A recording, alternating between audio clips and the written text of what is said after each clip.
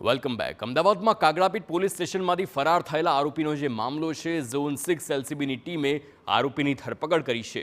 ગઈકાલે રાત્રે હિતેશ ઉર્ફે રોકી વાઘેલા ફરાર થયો હતો, તો ચેઇન સ્નેચિંગના ગુનામાં આરોપીની ધરપકડ કરવામાં આવી હતી।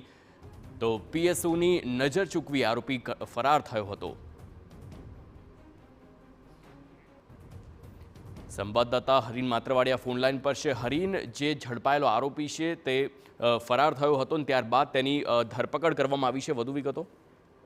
બિલકુલ, ગઈકાલે રાત્રે પીએસઓની નજર ચૂકવી અને કાગડાપીઠ પોલીસ સ્ટેશનમાંથી ચેઇન સ્નેચિંગનો આરોપી હિતેશ ઉર્ફે રોકી વાઘેલા છે તે ફરાર થઈ ગયો હતો। જો કે અન્ય લોકો ફરિયાદ નોંધાવવા આવ્યા ત્યારે પીએસઓ અન્ય કામગીરીમાં વ્યસ્ત હોવાને કારણે તેની નજર ચૂકવી અને આરોપી છે તે ફરાર થઈ ગયો હતો।